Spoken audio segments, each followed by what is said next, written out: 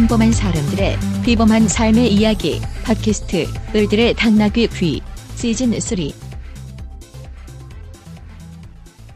네, 이제 대중문화 젠더의 두두두두두 기대되는 시간 젠더 돋보기 시간인데요. 예, 앞에서도 저희가 예고해드린 대로 오늘 이 시간은 손희정 선생님이 단독 저자로 출간하신 페미니즘 리부트에 대해서 얘기하는 시간을 갖도록 하겠습니다. 와와와와. 네, 조금 부끄러우시겠지만 예, 손희정 선생님 예, 자기 얘기를 열심히 그런 문제의식을 또 저희 을당 청취자들과 공유한다 생각하시고 얘기해 주셨으면 좋겠는데 선생님 올해 과로살 만큼 책 많이 내셨죠? 네, 그 예. 책을 네 그렇습니다. 예, 부끄러워하지 마시고 예, 무슨 책을 쓰셨는지 또 네, 판을 깔아주셨으니 책 홍보를 좀 그러고. 하면서 예. 해볼까 싶은데요. 네, 예, 판 크게 깔았습니다. 부끄러워하면서 거들먹거리는 자세를. 저건 뭐야? 제가 올한해 6권의 책이 나왔는데요. 정말 생산 과잉인가요? 2017년 1월 4일부터 시작해서 쭉쭉 나오고 있는 중인데. 그럼 순서대로 소개하실 건가요? 네, 그냥 뭐 말씀을 좀 간단하게 드리려고요.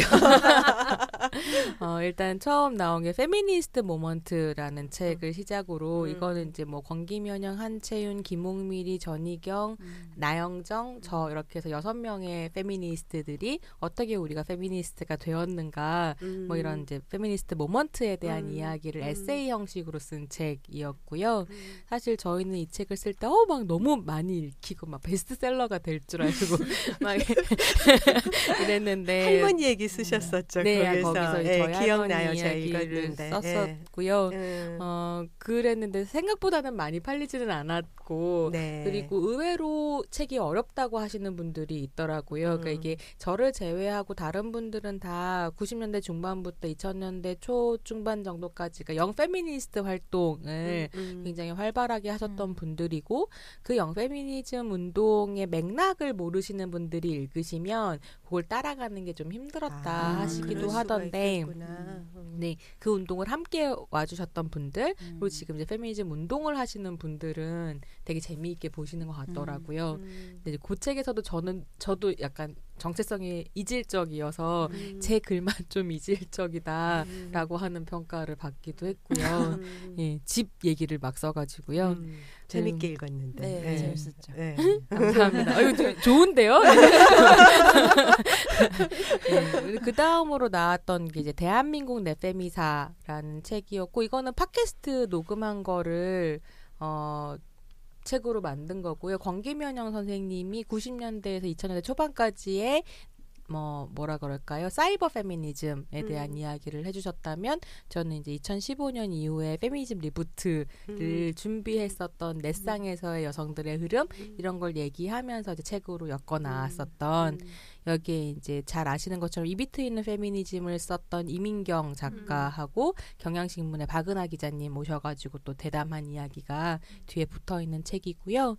네, 그럼에도 페미니즘이라는 책이 나왔는데 그게 이제 오늘 게스트로 나오실 조금 이따 소개해드릴 나영 선생님을 비롯해서 한 12명의 페미니스트와 함께 그 2015년에 가장 핫했다라고 할 수 있는 페미니즘 이슈들을 가지고 글을 좀 썼는데요. 이 책이 지금 나온 책들 중에서는 그런가요? 예, 제일 잘 팔리고 있습니다. 왜냐하면 페미니즘을 대중적으로 좀 더 쉽게 설명하고 그냥 첨예한 이슈들, 그러니까 현안들을 다루고 있는 책이어가지고요. 예, 그래서 재밌게 보시는 것 같아요. 그리고 최근에 나온 책이 소녀들이라고 한 번에 저희도 한번 소개했었죠. 일당에서 소개해드렸었고요. 그래서 대중문화에서의 소녀 이미지 이런 것들을 가지고 분석한 책이었고 그다음에 지난번에 아빠 예능에 그러니까 출연해주셨던 허윤 선생이랑 같이 기획했었던 그런 남자는 없다. 그리고 오늘 이야기할 페미니즘 리부트 이렇게 해서 6권. 야, 대단하세요. 이게 2015년부터 16년까지 쓴 책들이라고 그래서 이제 17년에 나왔다고 할 수 있을 텐데 원고지를 1000매 이상 쓴 것 같아요. 다신 이렇게 안 살려고요. 네, 그러다 죽어요. 네, 그래서 사실 제가 2014년에 박사를 했는데 박사다운 과로사라고 이제 선배들이 이야기 많이 했었는데요. 이제 과로사 직전에 근데 박사 다음에 가장 생산적이다 이런 얘기도 제가 어디서 읽은 것 같긴 해요.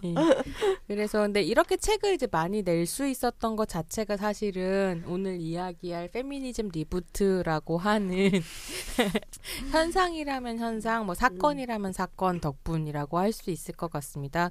그래서 오늘은 사실은 제 책에 대한 이야기보다는 그 페미니즘 리부트란 책 자체보다는 제가 이 책에서 페미니즘 리부트라고 규정한 이 흐름에 대해서 좀 이야기를 해보고 싶고 그러면 그 이후에는 우리가 어떤 세계를 상상하며 준비할 것이냐 혹은 만들어갈 것이냐 이런 이야기들을 좀 해보고 싶어서요.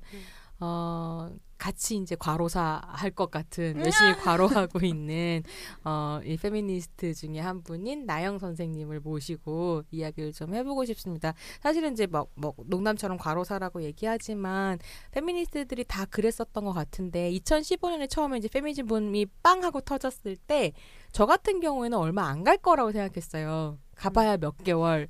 뭐 1년 이렇게 생각했고 물 들어올 때 노져야 된다 라면서 이제 들어오는 일을 다 받아 안았고 실은 그렇게 다 받아 안아서 열심히 노를 저을 때 옆에서 같이 되게 열심히 노를 저었던 많은 페미니스트 중에 한 분이시기도 하고 사실은 제일 존경하는 활동가이기도 해서 오늘 이 자리에 모셨습니다. 네, 환영합니다. 네, 자기소개를 좀 해주시죠. 네, 안녕하세요. 저는 이름은 나영이라고 하고요. 참고로 앞에 페미니스트 모먼트를 같이 썼던 나영전과 다른 사람입니다. 사람들이 비슷해가지고 많이들 헷갈려 하시는데요. 네, 저는 나영이고 성을 쓰지 않고 이름만 쓰고 있어요. 저는 지구지역 행동 네트워크라는 단체에서 활동을 하고 있고 이 단체는 2009년에 한국, 중국, 멕시코, 남아프리카 공화국의 페미니스트들이 같이 모여서 만든 단체입니다.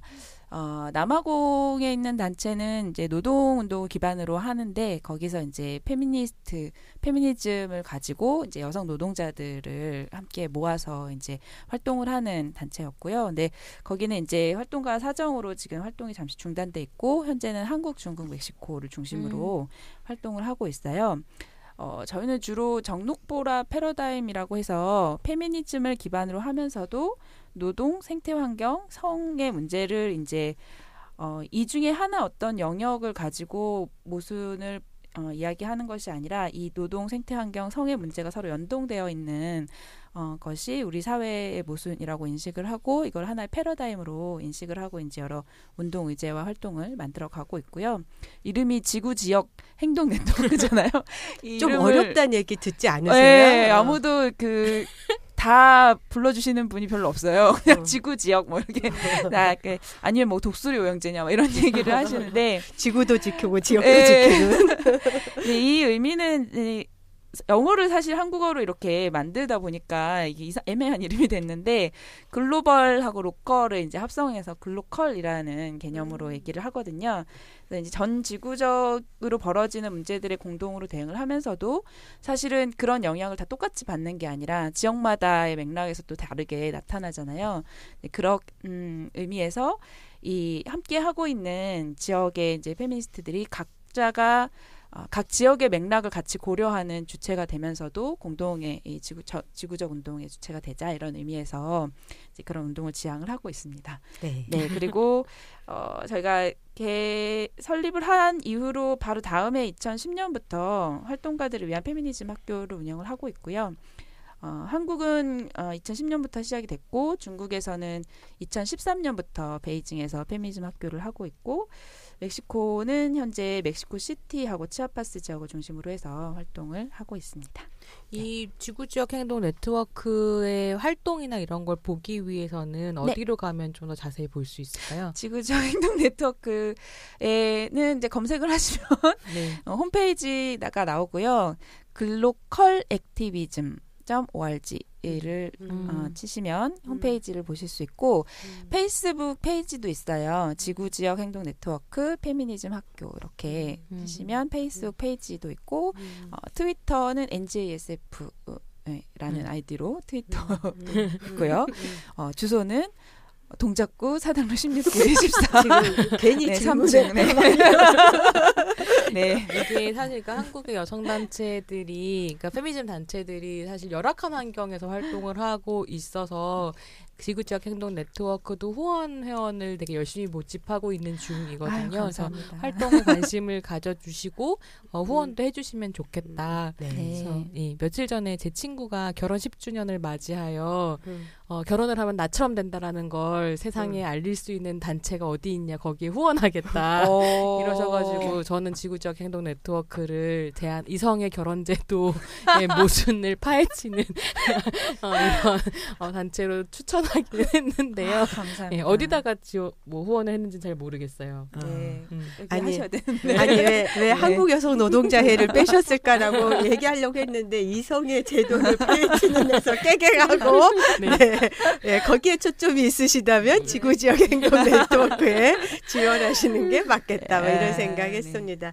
예, 아까 이제 그 손희정 선생님께서 이렇게 길게 갈 줄 모르고 페미니즘이 물들어올 때 노졌다가 지금 팔 빠지겠다 이런 건데 근데 저는 사실 길게 갈 거라고 생각했어요.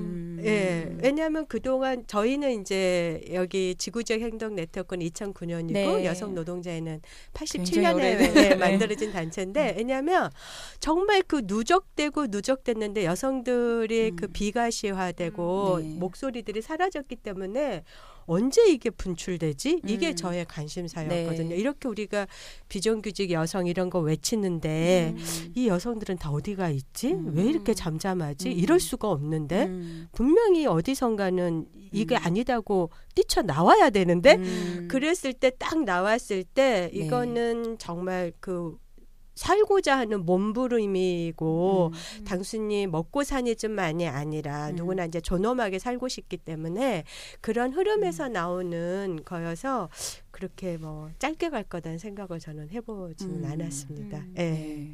예, 어쨌거나 맞아요. 이렇게 이제 와주셔서 지구지역 행동 네트워크는 굉장히 소개를 듣다 보니까 이런 단체는 별로 없는 것 같아요. 한국, 중국, 멕시코에 그러면은 중국이나 멕시코에도 지구지역 행동 네트워크 그렇죠. 활동가분들이 네네. 계시고 네. 이렇게 그럼 회의는 영어로 하나요? 저희가 또 가급적이면 영어 중심으로 안 하려고 아하. 또 모이면 굳이 스페인어, 중국어 통역자를 다 붙여가지고 아, 그러시구나. 하고 일상적으로 이제 그냥 급하게 얘기해야 될 때는 영어로 하고 회의를 음. 할 때는 이제 각각의 언어를 사용을 해요. 음. 이게 또 맥락이 되게 달라지더라고요. 각자 사용하는 음. 언어도 각 지역의 맥락에서 음. 또 붙는 의미가 있어서 영어로 얘기를 할 때랑 각 지역의 언어로 이제 자기가 이야기할 때 의미 전달이 또 다르기도 해서 가급적이면 그렇게 합니다. 그게 또 지구 네. 지역에 맞는 네. 또 그런 구체적인 행동으로 적합하다는 생각도 드는데요. 오늘 이 페미니즘 리부트 책을 나누는데 어떤 분이 오실까 저는 사실 궁금했어요. 왜냐하면 손희정 선생님이 가장 자신의 책에 공감하는 사람을 부를 거다고 생각해서 누굴까 궁금. 저는 제 네네네. 책의 부족한 부분을 가장 잘 이야기해 주실 수 아하. 있는 분. 아. 좀 그래서 근데 너무 부족한 부분은 많지만 그 중에서 특별히 현실적인 대안을 함께 고민하는 동료와 이야기하고 싶다 생각을 했었던 것 같아요. 그래서 머릿속에 후보는 많았으나 역시 나영. 아. 네. 큰일 났네. 네, 그런 측면에서 좀 얘기 좀 해줘 보시죠. 이렇게 뭐 부족한 점을 가장 얘기해 줄 거고 뭐 앞에 이 수사가 많아요. 가장 존경하는 이렇게 얘기하시는데 예. 어떻게 생각하시는지. 사실 구체적인 이야기는 이제 오늘 계속 또 얘기를 나누면서 사실은 방금 전에 이제 아까 해주셨던 이미 굉장히 억눌린 이야기들이 많이 있었고 그 사라진 여성들이 그동안 다 어디에 있었을까 얼마나 어떤 이야기를 하고 싶었을까를 생각하는 게 사실 이 페미니즘 리부트의 또 핵심이기도 한 것 같아요. 그러니까 저도 뭐 팔 빠지게 노를 젓고는 있지만 금방 끝날 거다 이런 생각은 저는 하지는 않았었는데 생각했던 것보다 훨씬 빠르고 거칠고 그런 물결이어서 지금은 이제 그냥 노젓는 게 힘들다기보다는 이 노의 방향을 어디로 향하게 할 건지, 누구와 어떤 방향으로 이 물길을 만들어 갈 건지 이런 게 이제 고민이 많이 되고 그런 여러 이제 곳곳에서 생기는 이 소용돌이들을 이제 해치면서 거의 분투하는 기분으로 노를 적고 있습니다. 네. 그래서 저는 이 페미니즘 리부트라는 말이 너무 딱 와닿는 말인 거예요. 그래서 저도 이제 뭐 어디서 이야기할 때 항상 이 용어를 쓰거든요. 페미니즘 리부트 이후의 시기에 뭐 이렇게 얘기하다 보니까 마치 스카치 테이프가 이 테이프의 대명사가 된 것처럼 이 시기에 딱 일컫는 이 대명사는 페미니즘 리부트가 된 것 같은 굉장한 헌사를 지금 너무 바치고 딱 와닿는 있습니다. 표현인데 이게 여기에 실린 글들이 사실 이제 저는 여기저기서 이제 이미 읽었던 글이기는 해요. 근데 실제 책을 보니까 그 뒤에 내용들이 많이 붙었더라고요. 새롭게 수정된 내용들이 많고. 근데 그 사이에 사실 1, 2년 사이에 원래 썼던 글에 이만큼의 맥락이 새로 붙고 수정했다는 것은 그 사이에 또 그만큼 이 맥락들을 다시 보아야 될 만한 일들이 많이 있었다는 의미이기도 하고 그래서 정말 이 파도와 폭락이 꽤 컸구나 이런 생각을 했습니다. 네. 이제 앞에서부터 순서대로 글을 읽기는 했지만 이 앞에서부터 5개 첫 1부에 실린 글들이 어떻게 보면 그 시기에 있었던 일들을 맥락을 쭉 하나하나 짚고 있는 글이기 때문에 다 읽고 나니까 이런 배경에서 맨 처음에 실린 그 글의 혐오의 맥락들이 만들어졌구나. 이게 역순으로 읽히는 경험도 했고요. 그래서 뭐 여기에 이제 그 낙곰수와 인위정치, 어용시민 이제 이런 이야기들도 나오지만 이게 이미 거의 그러니까 이명박근혜 정권을 이제 경유하면서 쭉 사실은 준비되고 있었던 거잖아요. 이 배경 하에서 사실은 굉장히 남성 중심적인 방식으로 이제 굉장히 그런 담론이나 분위기가 만들어지고 있었고, 근데 그런 와중에 여성들은 같은 시기에 어떤 미디어 공간에서 어떤 경험들을 공유를 하고 있었는지, 거기에서 만들어졌던 정동이라는 것이 어떤 것이었는지, 그리고 이게 2015년 강남역 그 여성살해 사건 거치면서 이제 손님 쓰시는 표현대로 집단 감흥으로 어떻게 나타났는지 이런 것들을 이제 좀 되짚어볼 수 있어서 굉장히 좋았고요. 네. 뭐 이제 그 사이에 여러모로 이제 영향을 미친 여러 사건이나 이슈들이 등장을 하기 때문에 저도 그 이슈들을 계속 경험했던 사람으로서 개별적으로 그 사건들을 경험하고 이제 분석했을 때와 이 전체 맥락에서 연결하면서 다시 분석했을 때 그걸 보는 이제 희정님의 입장이 굉장히 흥미롭고 이론이 도움이 많이 되기도 했습니다. 근데 이제 보면서 각주가 있었으면 좋겠다 이런 생각을 했어요. 읽다 보니까 계속 뒤를 넘겨야 되더라고요. 각주가 이게 아니라 미주로 되어 있어서 뒤에 다 한꺼번에 모아놓으셨더라고요. 네, 예. 근데 이 글이 워낙에 그동안 있었던 이슈나 이론들을 다양하게 담고 있어서 이 이슈를 잘 알지 못하는 사람들이라면 그리고 그 개념이 이제 낯선 분들이라면 계속 이제 찾아가면서 봐야 되더라고요. 그래서 각주를 일부를 저는 심지어 무슨 얘기를 들었냐면 본문보다 각주가 그러니까 미주가 재밌다. 네, 맞아요. 미주가 재밌는 글이에요. 미주가 정말. 네. 저희 처장님도 모든 그 얘기가 미주에 다 있거든요. 그래서 빨리 1세를 파시고 2세 때는 각주를 달면 좋지 않을까. 네. 왜 그렇게 왜 뭐 여러 가지 얘기를 해주셨는데 이게 어떻게 쓰여진 책이냐면 2014년 한 중후반부터 이제 페미니즘에 대한 열풍이 조금씩 생기기 시작하고 2015년에 이제 빵 터진 거잖아요. 해시태그 나는 페미니스트입니다부터 시작이 된 건데, 그러니까 거기 그런 현상들이 막 등장을 하는 것에 대한 분석이나 개입들이 개간지나 혹은 뭐 잡지 같은 데서 요청들이 있었던 거예요. 그래서 제가 막 이 글을 써야지라고 해서 이 책을 썼다기보다는 이 주제로 너 글 좀 써라 해서 이제 쓴 글들이 쌓여가지고 이 책 한 권이 된 거거든요. 그러니까 그러다 보니까 상황이 터질 때마다 거기에 완전히 현안에 당면해가지고 글들을 2년 동안 썼었던 거고, 근데 그러다 보니 글마다 입장이 되게 다른 거예요.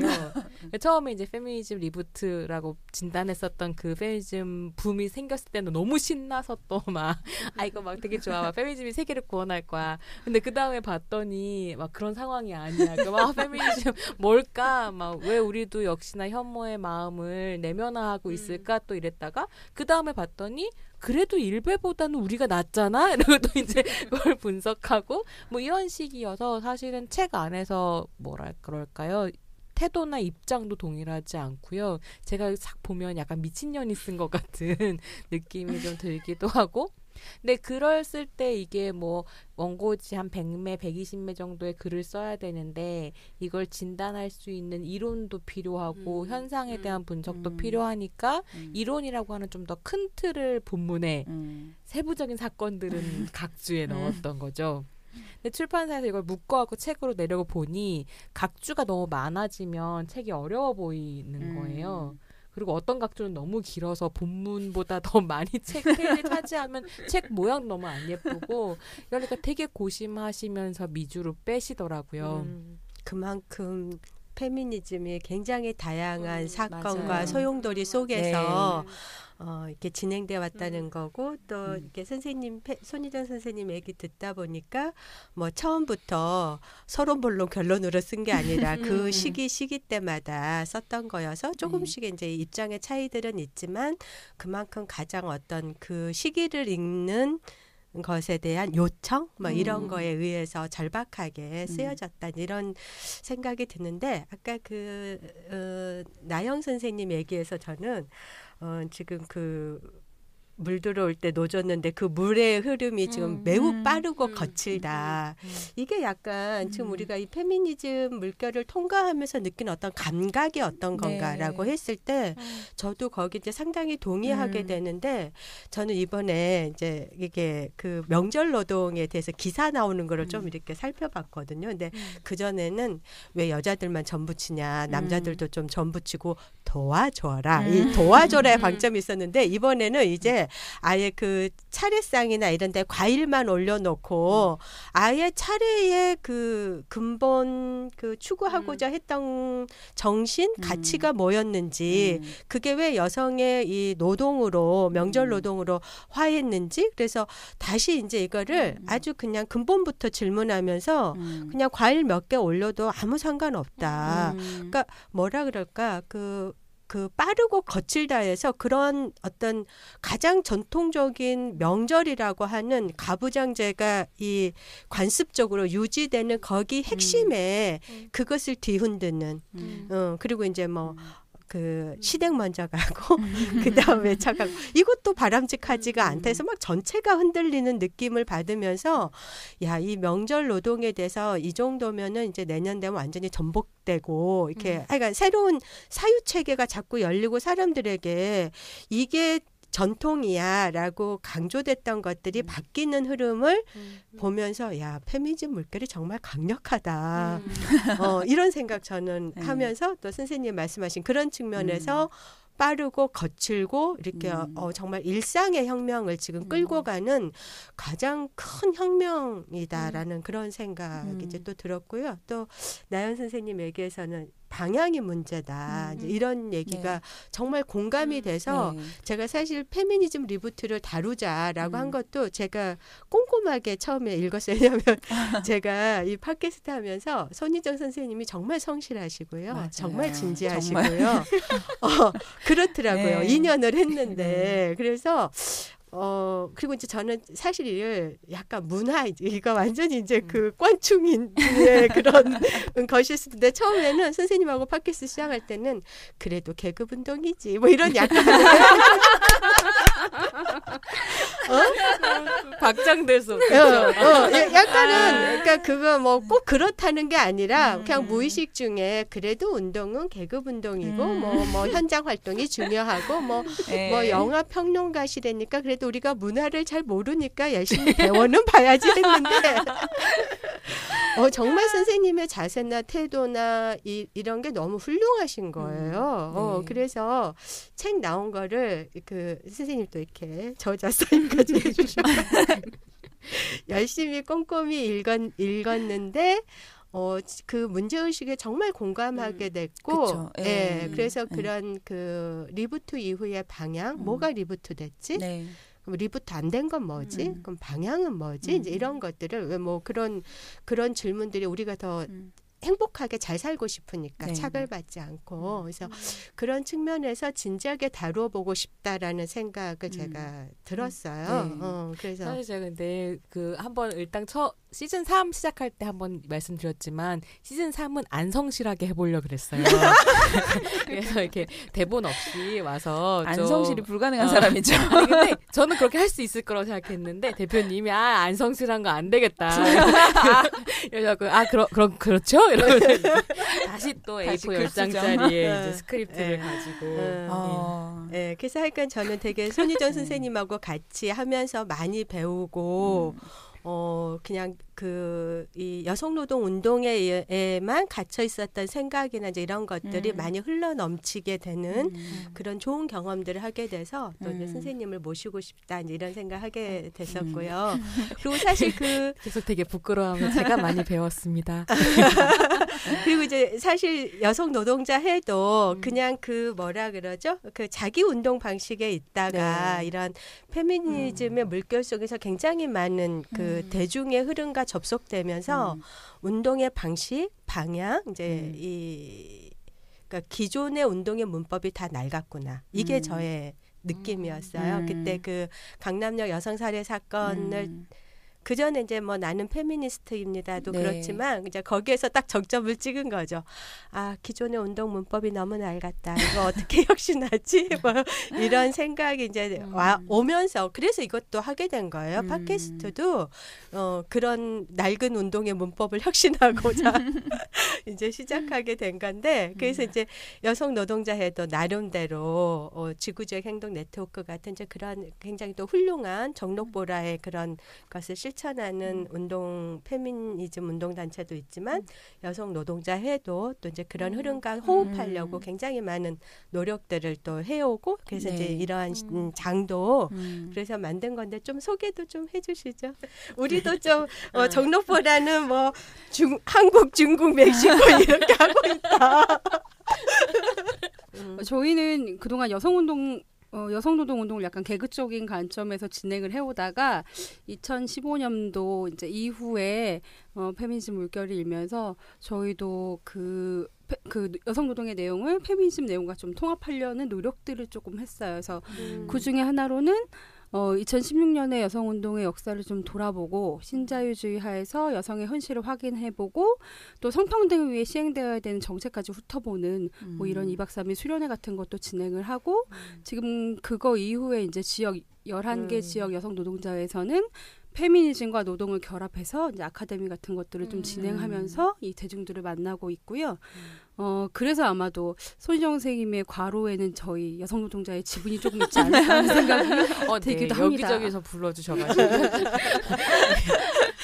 네. 강의 많이 했습니다. 네, 도움 많이 됐고 지역은 또 페미니즘에 또 접하기가 어려운데 맞아요. 분위기가 완전히 다르더라고요. 네, 근데 이제 손희정 선생님이 또 기꺼이 뭐 이렇게 지역 다니시면서 말씀해 주셔서 그냥 뭐 이렇게 뭐 여성 노동 뭐 이렇게 하면 좀 어려운 거를 문화적으로 또 이렇게 접근해 주셔서 훨씬 사람들하고 이 페미니즘과 소통하는 데 많은 도움을 주셨다라는 피드백을 저희 대표자회에서 매번 제가 듣고 있습니다. 근데 정말 그러니까 저도 강의 다니면서 많이 배우고 고민을 많이 하는 게 이게 서울에서 이 문화에서 보는 페미니즘 관점 뭐 이런 것들이 익숙한 20, 30대 청년들이 훨씬 더 익숙한 것 같기는 해요. 대학생들이나 그러니까 그런 청중들이랑 이야기할 때 너무 당연하게 썼었던 어휘나 단어 같은 것들이 사실은 노조에 계시는 분들한테는 되게 어색하거나 이상한 단어들이 많은 거죠. 그래서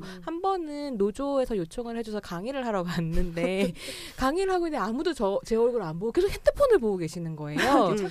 그래서 이번 강의 실패다 아무도 안 듣는다 그랬는데 사실은 제가 무슨 한남 이런 단어만 얘기해도 한남을 검색하셔야 되는 거죠. 그러니까 사실은 저도 되게 우물한 개구리였다라는 걸 깨닫고 이 언어의 개발이 필요하다는 고민 되게 많이 했거든요. 네, 오늘 저희 을당도 더 넓은 대중의 바다로 나아가기 위한 그런 을당입니다. 지역도 지역이지만 워낙에 이제 미디어가 트위터나 페이스북 이런 SNS를 중심으로 많은 빠른 이슈들이 이제 많이 오가다 보니까 네. 여기만 딱 벗어나면 네. 사실은 이 세계를 잘 관심이 없거나 잘 알지 못하는 분들이 굉장히 많아요. 근데 우리는 그 안에서 계속 이거를 어떻게 막 이러고 있는데 풍랑으로 느끼는 사실은 거죠. 굉장히 좁은 맞습니다. 영역인 거죠. 네. 그래서 저는 아까 이제 나영님이 말씀하신 그러니까 굉장히 빠르고 경랑이다. 방향을 어떻게 잡아야 되는지 이제 고민 중이다라고 얘기했었을 때 저의 고민은 뭐였냐면, 그러니까 제가 갖고 있는 고민이랑 맞닿아 있는 건 뭐였냐면 페미니즘 내부의 차이가 사실 맞아요. 엄청나게 경랑이다. 네, 저도 그 네. 얘기. 그래서 네. 어느 방향으로 가야 될지가 되게 어렵다와 더불어서 우리한테는 이게 정말로 막 서로 머리를 잡을 정도로 큰 문제인데 사실은 지금 말씀하신 것처럼 페이스북이나 트위터만 벗어나도 이게 그렇게 큰 이슈가 아닌 거예요. 페미니즘 어디로 갈 것이냐, 막 어떻게 할 것이냐. 뭐. 그래서 그럼 이거의 외연은 어떻게 확장해야 될까가 이제 또 맞아요. 방향에 그쵸. 또 있는 것 같아요. 예. 사실 그 여성 노동자의 해가 또 운동의 한 축이었던 게 그런 노동운동과 페미니즘을 접목시키는 거, 노동운동의 가부장성, 항상 노동의 얼굴은 남성으로 되는 거에서 여성을 기입하고 그걸 이제 젠더 관점에서 계속 여성 노동 이슈를 발굴하는 역할들을 이제 해왔다고 할 수 있는데 그런 측면에서 보면은 페미니즘 내부의 차이 이런 게 저희는 굉장히 낯설어요. 네, 워낙 더 큰 문제들이 이렇게 네. 더 크다고 하면 또 이것도 문제의 위계라고 생각하실 수 있는데 그런 거 전혀 아니고 네. 네, 어쨌든지 이렇게 노동운동 진영 예를 들면 뭐 비정규직 대책 네. 얘기하면 거기에 여성 비정규직은 어디 있지? 우리 이제 이런 거에 네. 하면서 이 뭐 450만 여성 비정규직에 대해서 정부는 무슨 대책을 내놓은 거야 하고 막 이제 뭐 분석하고 이래야 되는데 지금 말씀하신 SNS에서 페미니즘 내부의 차이나 이런 것들에 대해서는 저희들은 좀 약간 상대적으로 둔감하고 잘 모르고 이제 이런 것들도 있어서 오늘 그런 것들도 좀 같이 얘기를 해주시면은 이 페미니즘의 리부트 이후의 방향 이런 거에 대해서 우리가 좀 더 많은 시사점과 자극을 얻을 수 있지 않을까라는 생각이 들면서 첫 번째 질문을 손희정 선생님께 드려야 될 것 같은데요. 페미니즘 리부트 아직도 이 영어가 낯선 분들이 좀 있으실 것 같아요. 여기에 대해서부터 좀 얘기를 시작을 해주시죠. 사실은 친구들이 그런 얘기하는데 페미니즘 리부트에 카피라이트 걸어라. 한번 언급할 때마다 10원씩만 받아서 그냥 돈을 많이 벌 저작권료? 거다. 나 그럼 벌써 수천만 원 내야 돼. 그러네. 근데 참 뭐 그래서 페미니즘 리부트가 뭐를 의미하는 거냐에 대해서는 여기저기서 얘기를 많이 하기도 했는데요. 아주 간단하게 얘기를 하자면 기존에 이제 페미니즘 운동이 당연히 있어 왔는데 이 운동과 접속과 단절을 얘기하려는 개념이에요. 그래서 접속과 단절. 네, 이게 또 중요한 개념이네 여기서. 쉽게 얘기하자면 사실 이거 리부트라는 말 자체는 영화 산업에서 온 건데요. 제가 영화 전공이니까 곳곳에 그런 이야기들이 숨어 있는데 리부트라는 건 뭐냐면 한 시리즈가 자기의 세계관을 가지고 어떤 시리즈가 만들어지잖아요. 영화 안에서 예컨대 스파이더맨 시리즈 같은 거. 이제 그 시리즈가 샘 레이미가 감독한 게 1, 2, 3편으로 마무리가 됐단 말이에요. 끝났어. 그러면 이제 끝나면 그다음에 다른 감독이 스파이더맨이라고 하는 그 브랜드는 가져가면서 다른 세계관을 펼치는 영화들을 또 만들기도 하거든요. 그래서 어메이징 스파이더맨 시리즈 같은 게 나오거나 그리고 또 어메이징 스파이더맨도 1, 2, 3편이 나오고 난 다음에 끝나고 이번에 또 새로운 스파이더맨이 나오잖아요. 더 어메이징. 그래서 이제 스파이더맨 홈커밍이라는 제목으로 나왔는데 얘가 또 이제 진행이 될 거고 사실은 이게 이번에 리부트는 어떻게 만들어진 거냐면 그 마블이라고 하는 만화 회사에서 영화를 지금 만들고 어벤져스 시리즈를 만들고 있는데 그 마블이 경제적으로 별로 안 좋았을 때 스파이더맨만 띄어가지고 소니에 팔아요. 소니 피처스에 팔아요. 그리고 난 다음에 이제 마블이 디즈니로 넘어가면서 디즈니가 이제 어벤져스 시리즈를 만들고 있는 거거든요. 그래서 스파이더맨은 마블사의 되게 대표적인 히어로였는데도 불구하고 어벤져스에 출연을 못 하고 있었던 거예요. 근데 소니 피처스가 경제 경제적으로 별로 좀 안 좋아지면서 디즈니랑 이야기를 해서 스파이더맨을 빌려준 거죠. 그래서 이렇게 되면서 사실 이제부터 어벤져스에 스파이더맨이 출연할 예정이거든요. 그래서 처음에만 나왔었던 샘 레이미의 스파이더맨이 제일 스파이더맨 나이가 많고요. 점점 어려져서 지금 이제 어벤져스에 들어갈 홈커밍의 스파이더맨은 고등학생으로 젊은 스파이더맨이 나오는데 그랬을 때 영화 산업에서 말하는 리부트라고 하는 전략은 뭐냐면 기존 브랜드의 팬덤을 안전하게 유지해서 가져가서 새로운 이야기를 만들어냄으로써 상품을 판매하는 이런 전략이라서 기존의 작품의 세계관과 접속되기도 하고 단절되기도 하는 부분이 있는 거죠. 근데 제가 2015년에 페미니즘 이렇게 보는데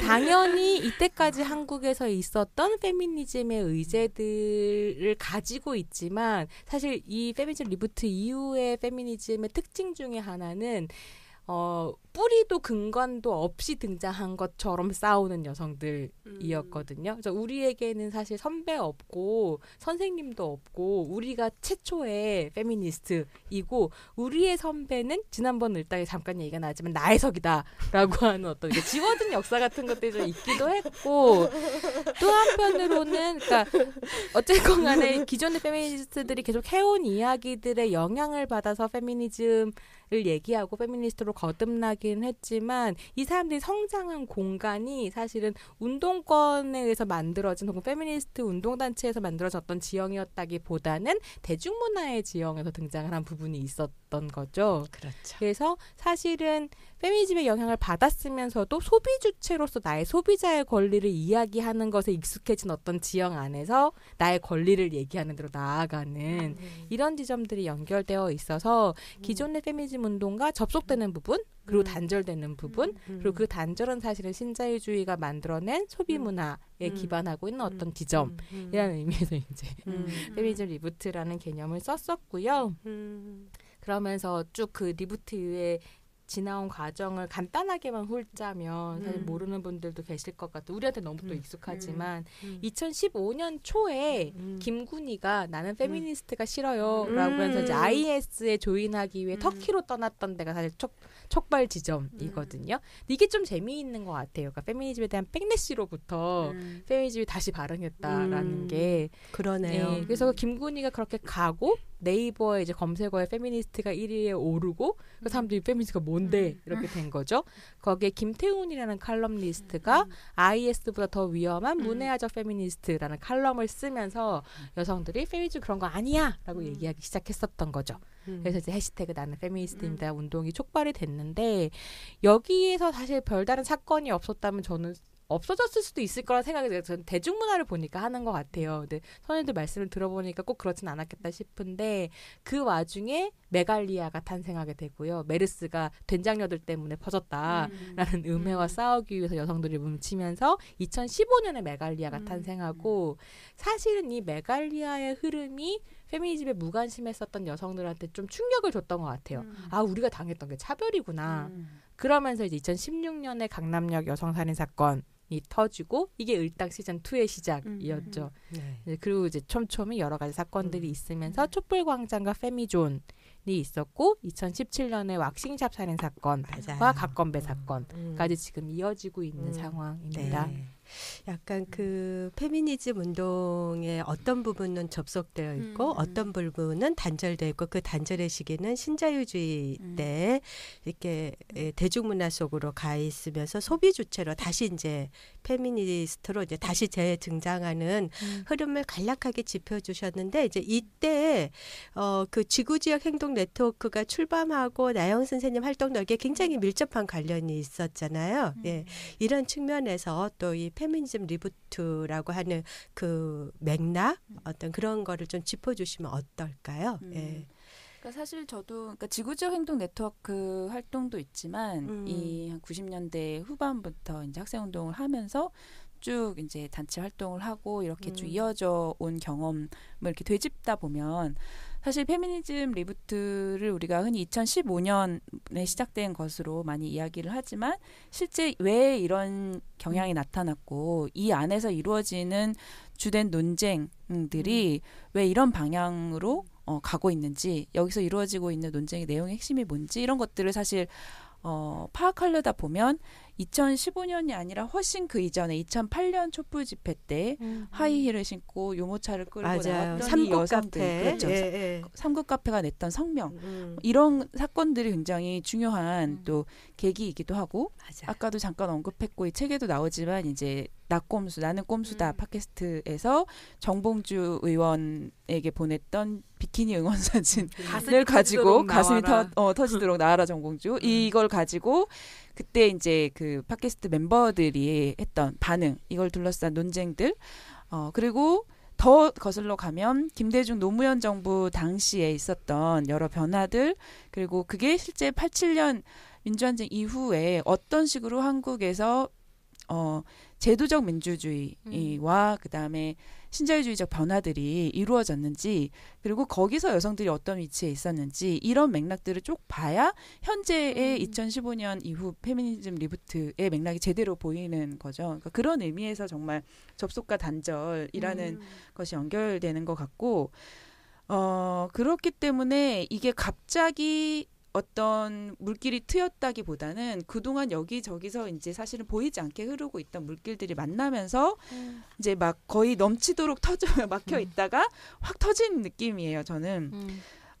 그러면서 이 사실은 그 2008년 촛불 집회, 뭐 여초 카페, 그리고 그동안 이제 여러 커뮤니티 사이트들, 사실은 DC 인사이드나 뭐 일베조차도 마찬가지고 오늘의 유머, 뭐 이런 이제 다양한 남성들이 주도하는 것 같은 커뮤니티 안에 굉장히 많은 여성들이 있었고, 그렇기 때문에 메르스 갤러리가 또 가능했던 것이기도 하거든요. 그 미러링의 방식을 사용하는 것. 그런 흐름과 또 2000년대 초반까지 있었던 이제 영페미니스트 활동, 그런데 그게 2010년대 이후에 이제 대학 여성주의나 이게 모임들이 많이 사라지고 단절되면서 그 사이에 그 시기에 어떤 이제 주체들의 변화가 있었는지, 이런 것들을 같이 볼 수밖에 없는 그런 흐름이고, 그래서 사실은 페미니즘 리부트 이후에 나타난 주체들이 굉장히 새롭고 마치 창세기를 쓰는 듯한 아니 어디서 이런 여성들이 그런 모습으로 막 나타난 것 같지만, 사실은 갑자기 나타난 것이 아니라, 완전히 새로운 주체들이 아니라 이미 이제 기존의 운동 영역이나 단체, 조직 운동에서 보이지 않았던 사람들이지만 이미 존재했던 여러 커뮤니티와 곳곳에서 사실은 참여도 하고 있었고 각자의 움직임을 하고 있었던 사람들인 거죠. 그리고 이 사람들이 문제는 이제 기존에는 단체 회원이 되면서 이런 활동으로 참여할 수 있는 경로가 있었지만, 이제는 단체 회원이 돼서 그 중에 어떤 단체의 어떤 목표나 의제에 따라서 같이 가는 사람들이 아니라 내가 나의 무언가를 하겠다, 내 얘기를 하고 내 운동 무언가를 만들겠다, 이런 방향을 택한 사람들이고, 사실은 이게 페미니즘 리부트 시기에 새로운 흐름이지 않을까, 그렇게 생각합니다. 네. 그러니까 참 저는 이제 아까 운동의 문법이 낡았구나 이렇게 생각한 게, 하나는 온라인의 힘이 얼마나 강력하고 거기서 거의 모든 게 이루어지고, 오프라인에서는 잠깐 그 힘을 결집했다가 이렇게 딱 이렇게 세상에 잠깐 모습을 드러냈다가 다시 온라인의 바다로 들어가서 또 이렇게 그런 방식도 너무 새로웠고, 운동 단체들이 어떤 의제를 내걸고 여기에 호응하는 사람 모여라 뭐 해가지고 이제 했다면은, 지금은 정말 버튼업으로 아래에서 각자들이 다 주체가 돼서 뭐 이런 게 중요해. 중요해. 이렇게 막 거기서 그런 감흥, 연결 이제 이런 거 나고, 그다음 이제 오프라인으로 이렇게 딱 나타나고, 이런 모든 것들이 정말 그 굉장히 다른 운동의 방식들을 경험하게 되는, 그러면서 저는 이제 페미니즘 리부트라는 진단에 한편으로는 제가 또 동의하는, 우리 뭐 여성 노동자에도 이념 자체가 그런 이제 페미니즘, 그때는 페미니즘보다는 여성주의 이제 이런 말을 많이 썼어요. 네, 여성주의 뭐 이렇게 했었는데, 이제 이런 거에서 같이 그러한 사상적인 이념적인 토대들을 갖고 있었지만, 그런 것들이 다시 이렇게 새롭게 이제 페미니스트로 자기를 정체화하고 그걸 드러내는 대중들의 물결을 만난 측면에서 페미니즘 리부트라고 진단하는 게 어떤 거가 접속되고 또 어떤 면에선 단절이었다가 다시 부흥을 맞이하고 있는지를 좀 읽게 해주는 그런 이 책에서의 그런 흐름들을 볼 수 있는 거가 약간 뭐라 그러죠? 이게 이렇게 약간 통사적이라고 하기는 너무 좀 짧은데 이렇게 쭉 흐름들의 맥을 짚어낼 수 있었던 그런 거가 있었던 것 같아요. 네. 그러니까 약간 나름대로 계보를 잡고 싶었던 것 같아요. 그렇죠. 계보죠. 왜냐면 역사를 얘기할 수 없으면 미래를 상상하기도 되게 힘들고 그러니까 어저께 제가 아까 그 페미쇼 할 때에 여성이 다큐 소개해드렸잖아요. 거기 이제 3년 그러니까 페미니즘 이 물결이 3년 정도 지나온 건데 이미 그 물결 속에서 등장했었던 젊은 페미니스트들이 지쳤다는 얘기를 되게 많이 하더라고요. 지쳤고 소진됐고 그래서 좀 동료들을 더 찾고 싶었고 이런 이야기들을 많이 하는 걸 보면서 그리고 그 경랑이 안에서 그 사람들도 엄청나게 부대꼈었던 거죠. 그래서 우리가 이렇게 지쳐있는 상황 속에서 사실은 이전의 사람들은 또 어떻게 했는가를 보지 못하면 나가떨어지는 거잖아요. 그래서 제가 늘 느끼는 게 일단 녹음 오면 되게 제가 자주 녹음 시작하기 전에 하는 얘기가 선생님 다 망했어요. 너무 다 힘들어요. 이러면 임 대표님이 씩 웃으면서 안 망했어요. 안 사라져요. 그러시거든요. 근데 그럴 때 약간 좀 제가 속해 있는 그 경랑 속에서 줌아웃해서 다시 여유를 찾는 것 같거든요. 근데 책에서 하고 싶었던 것도 그런 부분이 있었던 것 같아요. 좀 약간 계보적으로 보았으면 좋겠다. 근데 뭐든지 태동할 때는 정말 이렇게 경랑인 것 같아요. 저희 87년도에 이렇게 많은 여성단체들이 만들어졌을 때도 그 안에 뭐 지금은 뭐 고전어가 된 NLPD 논쟁부터 시작해서 뭐 민족이 먼저냐 뭐 여러 가지 이런 그 흐름들 나름의 사상투쟁들을 거치잖아요. 이게 어쨌든 이제 그것에 기반을 쌓아야 되고 그것의 그 공유지를 확대해야 되니까. 근데 지금 저는 이제 그 세대가 아니어서 그렇지만 어쨌든 이런 온라인에서 태동한 이 흐름들도 자신을 이렇게 정체화하는데 막 분출하고 나서 근데 이게 뭐지? 하고 생각을 해보니 그런 과정들을 겪고 있지 않을까? 그렇게 생각해요. 얼마 전에 이제 한 인류학자께서 칼럼을 쓰시면서 지금 페미니즘 운동 중심도 없고 중요한 의제도 없다 이런 얘기 막 하셨거든요. 그래서 예전에는 뭐 참정권 투쟁을 했는데 지금 너무 약간 이상한 칼럼이긴 했어요. 지금 뭐 너네들이 얘기하는 게 뭐냐 뭐 이런 식으로 얘기하시는 걸 보면서 아니 참정권 지금 있는데 그럼 뭘 참정권 뭘 가지고 더 싸우라는 거냐? 그러니까 지금의 의제를 가지고 싸우는 여성들이고 사실은 꼭 그러니까 정치 운동의 중심이 있어야 되느냐 없느냐는 이미 되게 지난 논쟁이라고 저는 생각하거든요. 그러니까 지금의 조건의 싸움에 이제 뭐 기반들을 만드는 게 되게 중요하다는 생각이 들면서 사실은 계속 이제 SNS 안에서의 경랑이라고 말씀을 드리긴 했지만 그 페미니즘 리부트 이후에 되게 많은 주체들이 가시화되면서 자기만의 단체를 또 만들기도 하거든요. 그래서 뭐 지금은 활동이 좀 없기는 한데 뭐 이렇게 처음 리부트 됐을 때 두드러지게 뛰쳐나왔었던 단체 중에 페미디아라는 단체가 있었고요. 근데 또 이 경랑 속에서 지금은 사라진 거죠. 활동을 거의 안 하고 있는 것 같긴 하던데 뭐 그렇기는 한데 페미디아부터 시작해서 뭐 강남역 10번 출구 근데 이 강남역 10번 출구한 단체는 지금 페미몬스터즈라고 이름을 바꿔가지고 활동을 계속하고 그런 있고 거예요? 네. 어디 가셨나 했네.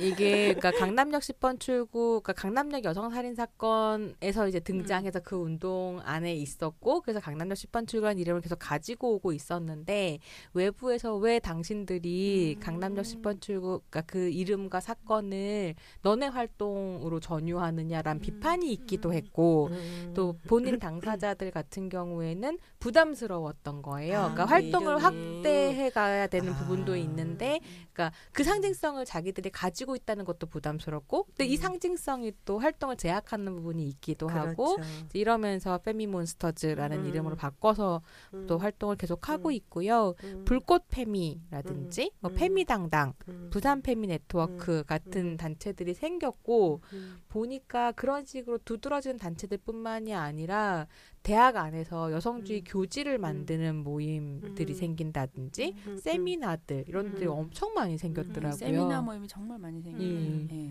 그래서 그러니까 그렇게 사실 기반이 직조되고 있다라는 것도 좀 볼 필요가 있다라는 생각이 들더라고요. 나영 선생님 네. 지금 아까 세미나들이 엄청 많다 그랬는데 이렇게 약간 어떤 사람들은 이제 그런 단체들 중에 일부 잘 안 보여서 소강인가 이런 생각 하실 수 있는데 그런 좀 어떻게 저변들이 확대되고 있는지도 좀 얘기를 해주시죠. 제가 09학번, 10학번, 뭐 12학번 이런 그 분들의 이야기를 좀 들어보면 너무 분위기가 다르다는 거예요. 예를 들어서 이화여자대학교에서 그 시기쯤에 이제 대학에 갔던 한 명은 이화여대라고 해가지고 굉장히 이제 기대를 하고 간 거죠. 그러니까 여기는 이제 여성주의나 이런 것들 하는 사람들도 많고 그래서 이제 여성위원회나 이런 데도 이제 가보고 선배들도 이대에 왔으니까 너는 여성 수업을 들어야 된다 이러고 갔는데 자기가 막상 들어가 보니까 수업이 너무 재미가 없고 정말 사람도 너무 없고 그리고 뭐 여성위원회나 온갖 이제 여성주의 관련한 학회나 이런 데들도 사실은 너무 잘 안 돼가지고 굉장히 고민이었다고 하더라고요. 근데 2015년이 지나고 나서 특별히 학교 안에서 무언가 변화가 있었던 게 아닌데 여성학 수업에 막 자리가 모자라가지고 막 못 듣는 사태가 발생하고 막 여성위원회에도 사람들이 너무 많이 와가지고 면접 보고 뽑느냐 그냥 다 뽑을 것이냐 이런 거 가지고 막 얘기해야 되고 각 학교마다 이런 소모임 학회 그다음에 거의 다 이제 사람이 없어가지고 사라질 위기에 있었던 여성주의 교지들 이런 것들이 다시 다 살아나기 시작하는 거죠. 그래서 어떻게 보면은 사실 아까 말씀하셨던 이제 지금은 페미 몬스터즈 강남의 10번 출구라던가 불꽃 페미 액션이라던가 이제 이런 그룹들은 완전히 이전 운동과 전혀 관계없이 새롭게 나타났다기보다는 이전에 다른 운동을 하던 사람들이에요. 그 단체에서 운동 경험을 가지고 그런 자원들을 가지고 이제 여기서 페미니즘을 주제로 해서 본인들의 이제 단체들을 만들기 시작한 그룹들도 있고 그런 운동 기반이 따로 있지는 않았지만 이 페미니즘 리부트 이후에 자기들의 의제를 가지고 자기 목소리를 가진 별도의 이제 그룹들을 일정 정도 이제 기존의 운동 단체나 조직들하고는 좀 우리는 손을 걷겠다 이런 입장을 가지고 이제 모인 그룹들 뭐 그게 이제 지금으로서는 뭐 워마드나 이제 이런 그룹들도 이제 나타나기도 했고요. 사실은 그래서 생각해 보면 어쨌거나 저는 그러니까 기존의 학자들이 온라인 커뮤니티 이런 것들을 폄하하는 것과 달리 페미니즘 운동에서는 어쨌거나 메갈리아와 워마드의 등장이라고 하는 것은 대중운동으로서의 페미니즘을 만드는 데는 정말 중요한 역할을 한 것 같아요. 그래서 그러니까 온라인 공간을 오프라인과 분리해서 위계를 구별하는 것은 사실은 우스운 일이다 이제 라는 생각이 그렇죠. 그리고 사실은 그 워마드나 메갈리아도 자세히 안에 구성원들을 좀 들여다보면 저도 막 되게 자세히 보지는 못했지만 그냥 막 갑자기 나타난 사람들이 아니라 학교 다닐 때 이제 운동에 언저리에 있던 운동에 참여를 했던 뭐 이런 경험이 있고 뭐 2008년 촛불 집회나 계속 이제 있었던 어떤 대중 운동이나 큰 집회에 참여하면서 나름의 이제 자기 경험을 했던 사람들도 있고 이런 멤버들이 이제 다 섞여 있는 거예요. 네, 그리고 되게 다양한 구성원들이 있는 것 같아요. 그러다 보니까 사실 이제 운동 단체도 그 여성 노동자에도 마찬가지시겠지만 2015년 이후에는 어떤 활동들을 할 때 이런 이제 만남이 자주 생긴 거죠. 그렇죠. 네, 그래서 뭐 그 나는 페미니스트입니다 해시태그 직후에 있었던 38 여성대회부터 시작해서 그 여성혐오 살인사건 이후에 이제 10번 출구 앞에서 했던 여러 행동들 그리고 집회 말하기 대회 뭐 문화제 그리고 작년부터 이제 쭉 계속 이어지고 있는 검은 시위 흐름 뭐 이런 것들 그리고 작년 촛불 집회 때는 또 그 온라인 기반으로 하고 있는 페미니스트 그룹들하고 단체들이 같이 이 광장에서 페미존을 만들어서 같이 다니기도 했고요. 그 단체들이 또 페미니스트 시국선언을 하고 페미 광장을 이런 자리를 만들기도 하고 이렇게 쭉 이어지고 있기도 합니다. 네. 그래서 이제 저희가 페미니즘 리부트의 지금 맥락을 이제 저희가 그 손희정 선생님 얘기로 페미니즘 운동의 약간 계보를 한번 짚어보고 싶었다. 그래서 이제 이렇게 써봤다.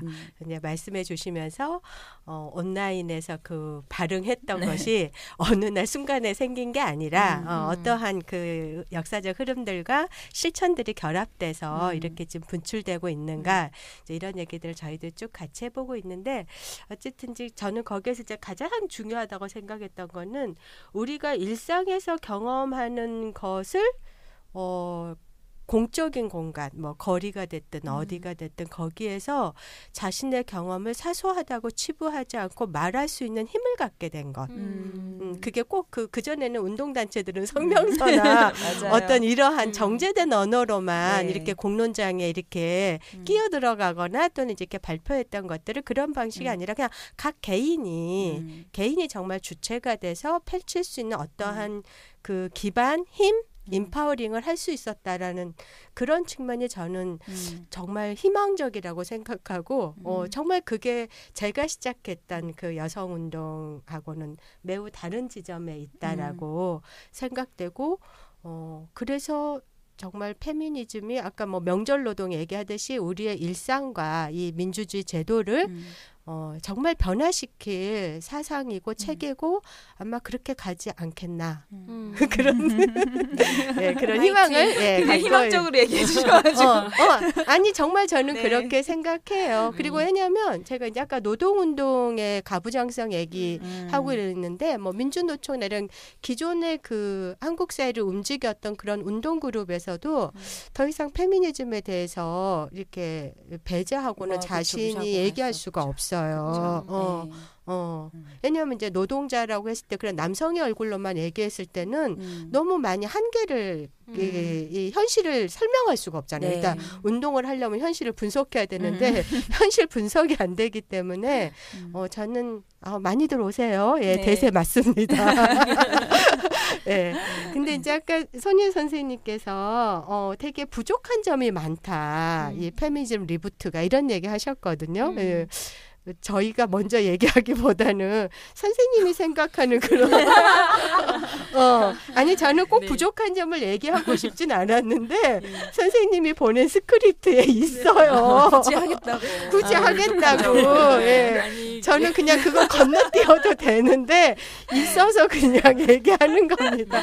그래서 어쨌든 이 저자로서 이제 저희가 페미니즘 리부트의 미덕을 좀 이제 얘기했는데 선생님이 생각하는 부족한 점은 뭔가요? 그러니까 사실은 이게 부족한 점 너무 많아서 어디서 얘기해야 될지 모르겠지만 근데 중요한 건 그러니까 요즘에 제가 그런 생각을 하는데 지금 우리가 살고 있는 사회라고 하는 건 정말 셀 수 없는 수천만 장의 투명 레이어들로 겹쳐져 있는 세계여서 또 새로운 표현을 접하네요. 어떤 한 사람이 이 세계를 다 포착해서 세계란 이런 거야 라고 설명하는 거는 없어요. 이미 불가능하고 한 개인이 할 수 있는 건 사실은 이 안에서 그렇다고 제가 개인이라고 얘기했지만 사실 저도 엄청나게 많은 동료들의 영향 아래서 이 작업을 했는데 그래서 저 혼자만의 생각이 들어있는 게 또 전혀 아니지만 그러니까 우리 몇 명의 사람들이 할 수 있는 거는 그 투명 레이어들을 몇 개를 뽑아내서 겹쳤을 때 비로소 보이는 어떤 점에 대해서 얘기할 수 있을 뿐이라고 생각하거든요.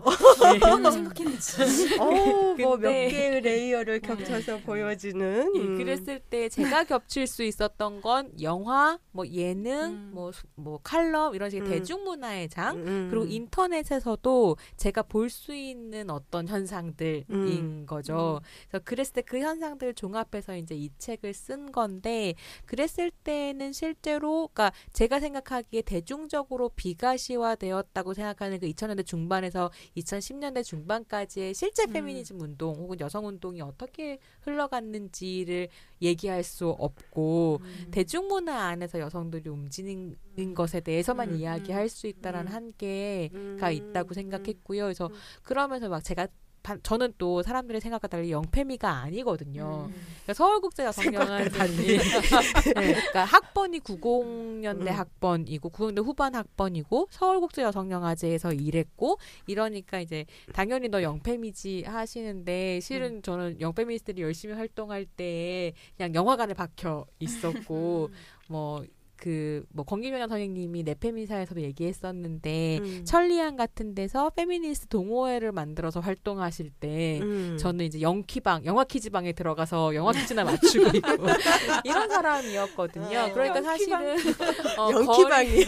거리를 두고 있을 뿐더러 문서로 남아있는 어떤 평가들의 기반에서 영페미즘 운동도 판단하고 그다음에 그 비과시화됐던 시기도 판단하고 이러면서 썼기 때문에 놓치는 부분이 엄청나게 많은 거죠. 그리고 현실에 대해서도 사실은 못 보게 있는 게 많아서 비판 많이 받거든요. 게으르다 연구자가. 예. 손이정이 게으르면 누가 살아남나요? 근데 그런 고민들 좀 예컨대 이제 워마드 같은 경우에도 그러니까 제 눈에 보이는 워마드 그러니까 워마드라고 총칭하기는 좀 힘들고 웜스탠스라고 하는 어떤 입장을 가진 소수의 이제 페북커라든지 트위터리안들만 보고 또 워마드에 대해서 쉽게 판단했다가 비판을 받기도 하고 뭐 이거에 대해서는 더 길게 소통을 해야 될 부분이 있다고 생각하는데요. 어쨌든 그러니까 그렇게 놓치는 부분들이 있어서 이제 말씀을 좀 들어보고 싶었던 거죠. 그래서 처음에 이제 임 대표님 만나가지고 일당 얘기할 때 제가 막 뭐 대중문화에서 여성들이 이렇게 싸우고 있고요. 막 장동민전이 이렇고요 했더니 이게 가만히 듣고 계시다가 노동운동 현장에서 청년 여성들이 사라졌다고 생각했는데 다 대중문화의 장에 가 있었군요. 이런 얘기 하셨었거든요. 맞아요. 기억나요. 네.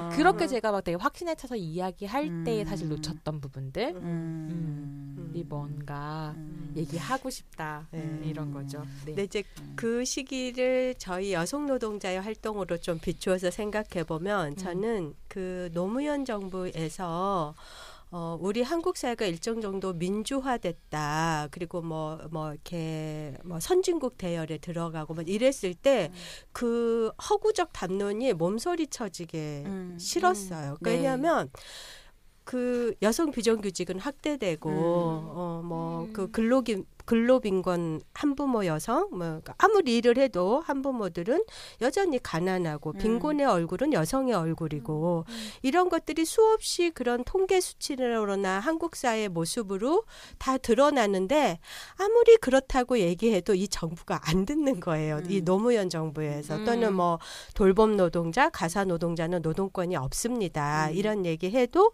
그냥 그거는 그냥 완전히 배제된 노동자인 거죠. 그래서 저희가 그 손희정 선생님하고 이 스크립트 보면서 그때 우리가 뭐 했지 했더니 여성 노동자에는 이게 민주화의 얼굴이야? 이게 한국 사회가 무슨 선진적인 거야? 우리 여성들은 다 비정규직되고 빈곤해지고 그런 건데 그래서 뭐 어떤 뭐 출산휴가나 육아휴직 뭐 이런 거 다 제도화됐어도 그러한 제도의 접근성이 너무 다른데 이거가 그런 문제들에 대해서 계속 제기했고 투쟁했던 시기더라고요. 그게 근데 이제 그 목소리들이 너무 작았던 거죠. 그러니까 이제 막 외치면서도 답답했던 거죠. 근데 이제 손희정 선생님 얘기를 듣다 보니까 그때 이미 이제 학력이나 이런 것들 굉장히 여성들의 학력이 높아지고 이러면서 그런 소비문화, 대중문화에서의 그 뭐죠? 상쿠 카페부터 시작해서 그렇게 가 있고 저희는 이제 그런 비정규직에 집중하면서 이것들이 만나지지 않으면서 언젠가는 이 목소리들이 생존하고 또 잘 살고 싶고 그렇기 때문에 터져 나올 텐데 이게 어디서 터져 나오지? 이런 궁금증이 있었는데 선생님 만나서 얘기 듣고 거기서 온라인에서 자기 표현하고 있고 지금 그 주체성이 거기서 지금 막 구성되고 있구나. 이제 그런 거를 좀 느꼈었죠. 네. 그러니까 사실은 2008년 촛불 집회가 있고 그리고 그 후에 나는 꿈수다를 둘러싼 논쟁이 있고 그때 삼국 카페가 성명을 내고 이럴 때의 분위기를 보면서 제가 느꼈던 게 있는데 굉장히 멘토를 필요로 하는 분위기가 있었어요. 예를 들면 뭐 그 누구죠? 스님 이름이 갑자기 생각이 안 나는데 네. 그 유명한 스님 네네네 스님 막 강의 들으러 찾아 혜민 스님. 혜민 스님 말고 네 정토에 아이는 저기 네. 엄마가 키워야 된다라고 말씀하시는 네 계속 법륜 스님. 네 그렇죠 법륜 스님 답답해서 지금 밖에서 써주시고 법륜 스님 강의 막 계속 이제 찾으러 가고 어떤 명사들이 나오면 또 막 그 명사 강의 찾으러 가고 강신주한테 야단 맞으러 가고. 그렇죠. 네. 그리고 이제 주로 근데 그렇게 사회적인 멘토로 나섰던 사람들이 다 남자였어요 대부분. 그리고 이 당시에 사실은 아까 말씀하셨던 것처럼 김대중 노무현 정부 시기에 이루어졌던 어떤 제도적인 변화, 어떻게 보면 우리가 제도적으로는 진전이라고도 할 수 있지만 그 내용을 보면 사실은 신자유주의적 변화에 발맞춰 가기 위해서 또 다른 한편으로 이루어졌던 맥락이 있기 때문에 이 흐름 안에서 주로 일자리를 잃고 고통을 겪고 있는 이 사람들이 이전에는 남성 생계부양 모델에서 주체라고 생각됐었던 이 남성들의 위치를 잃은 것. 그래서 그렇기 때문에 그 이후에 신자유주의적 변화로 인한 고통은 다 모두 남성의 얼굴을 하고 남성의 몫인 것처럼 여겨질 때 여성들은 거기서 이루어지는 수많은 비정규직화와 일자리 없음과 그다음에 한편으로는 또 돌봄 노동이나 가사 노동이나 이런 것들이 대부분 민간 영역으로 맞아요. 임금 노동화되고 이러면서 또 가사 노동을 하면서 비정규직 일자리 임금 노동을 하고 있는 이 여성들과 시장화된 영역의 돌봄 가사 노동에 있는 이 여성들이 또 한편으로는 이 돌봄을 둘러싸고 원치 않게 부딪히게 되는 여러 갈등들이 자꾸 생기고 그런데 그런 여성들에게는 자꾸 여러 가지 혐오의 언어들이 따라붙고 이런 와중에 국가는 부재한 거죠. 그렇죠. 그 국가는 상황에서 부재하고 사회적인 멘토로 보이는 사람들은 남성들뿐이고 진보라고 떠들고 있는 사람들도 남자들뿐이고 그래서 사실 많은 여성들이 밖으로 보이지는 않았지만 그런 커뮤니티 안에 다 있었어요. 그리고 여초 카페 같은 경우도 그 광우병 소고기 문제로 이제 막 집회할 때 사실은 거기서 화장품 얘기하고 먹거리 얘기하고 이러다가 그 문제가 바로 이제 삶의 문제로 직결되고 그러면서 이제 자기 주체적인 목소리를 내려 나온 거잖아요. 그런데 이 여성들의 목소리가 역사화되지 않았었죠. 다시 사라지고 그냥 하이힐 신고 나온 여자들 유모차 끌고 나온 부대 이런 식으로만 낙곰수가 각성시켜준 그렇죠. 여자들. 예. 그렇게 묻혀버릴 때 이게 그만큼 계속해서 누적돼 왔었던 거고 그렇기 때문에 이게 터진 계기가 사실은 백래시로 인해서 터질 수밖에 없었던 계기인 것 같아요. 어떻게 생각하면 필연인 거죠. 그렇죠. 우연인 진짜 것 필연인 같지만. 거죠. 네. 이게 정말 그만큼 가득 차 있었던 거고 맞아요. 그게 김군이나 김태훈 씨 칼럼의 계기가 됐든 메르스 갤러리에서의 계기가 됐든 그리고 여기서 미러리 공격이 가능했었던 것도 단지 그 언어가 가진 속 시원함 뿐만이 아니라 그동안 얼마나 많은 그 안에서 벌어지고 있었던 문화들을 그대로 체험하고 있었는지가 그대로 드러났기 때문에 더 효과적이고 확실한 이제 영향을 미칠 수 있었던 거죠. 그래서 알고 보면 그동안 없지 않았거든요. 촛불 집회에도 나왔고 그리고 한진중공업 희망버스 때도 이게 트위터를 중심으로 사람들이 소식을 보고 모이고 했었기 때문에 사실은 이름 없이 왔던 수많은 그 사람들이 희망버스 집회 때도 있었고 세월호 집회 때도 있었고 이랬던 거죠. 하지만 그런 관심을 가진 사람들이 발붙일 공간이 없었던 거 아닐까. 그리고 분명히 노동자로서의 여러 가지 경험을 하고 있음에도 불구하고 이 여성들에게 노동자 정체성을 같이 조직하고 또 그걸 이야기할 수 있는 그런 공간들도 어려웠고 자기 자원을 가지기도 어려웠고 그랬었던 상황에서 이제 나온 것이 페미니즘 리부트라고 생각을 하고 그래서 어떻게 보면 이 여성들이 자기가 주체가 될 수 있는 장을 기다려 왔었던 거라고 생각을 해요. 그리고 그런데 이제 그 목소리를 낼 수 있는 공간들이 큰 대중 집회이거나 아니면 그 뭐 옹달샘 같은 이제 이런 대중문화의 영역에서 SNS의 영역에서 이제 주로 드러나 왔었던 것이고. 그러니까 종종 그런 이야기를 하는데 그러면 그래도 여전히 그럼 왜 그 분노가 SNS 같은 곳이냐라고 한다면 사실은 신자유주의화가 정말 끝까지 온 상태에서 여성들이 삶의 현장 혹은 노동의 현장에서 페미니즘 이슈로 입밖을 낸다는 건 그 왜 넥슨의 김자연 성우 계약 해지 사건에서 봤었던 것처럼 그냥 생계가 끊기는 상황이었던 거죠. 그러니까 그래서 익명에 숨어서 사실은 이제 이야기를 할 수밖에 없는 현실이기도 하고 근데 그러다 보니 고민은 이런 것들이 있는데요. 그러니까 강남역 사건이나 메르스 갤러리 사건, 그러니까 메르스 사태, 강남역 여성 살인 사건, 그다음에 김자연 성우 사건 이런 것들을 보면 그러니까 피해자로서의 여성 정체성이라고 하는 게 두드러질 수밖에 없는 현실이 있는 거죠. 왁심작 살인 사건까지 가자면 그래서 이 운동을 추동하는 되게 큰 힘이 분노이기도 하지만 공포이기도 하고 나의 얼굴을 드러내고 내 목소리를 내기 힘들다라는 어떤 한계 같은 것들이 현실적 조건 안에서 만들어져 있어서 사실 이거 어떻게 타개할까가 너무 고민이거든요.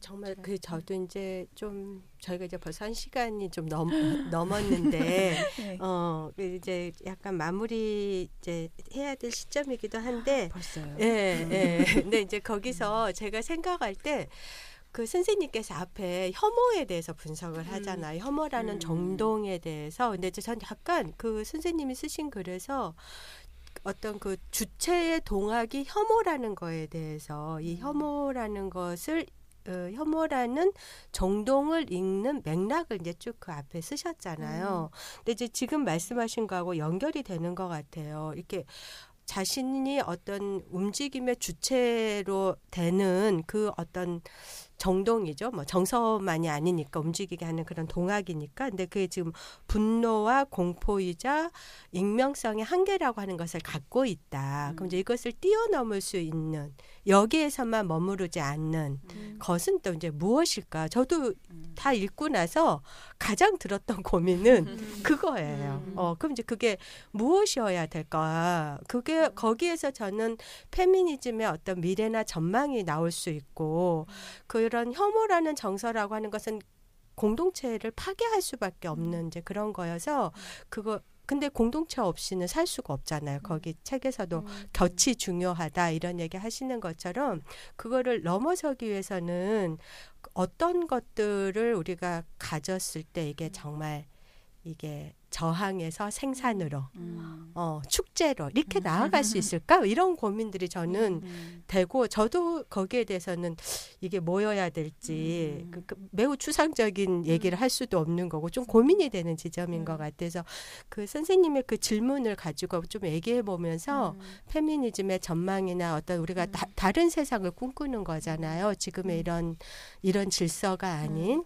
그랬을 때 그게 뭐여야 되는 뭘까에 대해서 좀 고민들을 하시는 것들을 얘기를 좀 나눠보고 싶은데 나영 선생님은 어떠신지요? 글쎄요. 어떻게 보면 저는 아까 처음에 그 시작할 때 초반에 이 한국 여성 노동자회 활동을 하시다가 최근에 이제 이런 상황들을 보면서 그동안의 운동에 구태여한 어떤 방식들에 대해서 이제 방송을 많이 하셨다라고 이야기를 했는데 한편으로는 저는 이게 따로 떨어진 문제가 아니라고 생각하거든요. 그러니까 이전에 비정규직 의제가 있을 때 노동운동에서 또는 정치의 영역에서 도대체 여성의 상황들은 어디에 있고 여성의 목소리는 어디에 있는지를 계속 이야기하는 것이 단체들의 역할이었다면은 지금 이 혐오의 어떤 정동을 뚫고 나온 이 여성들의 목소리도 사실은 완전히 동떨어져 있는 것이 아니라 그 현장 안에 자기의 고민들이 여전히 연결되어 있는 부분들도 있어요. 그래서 지금 얘기하고 있는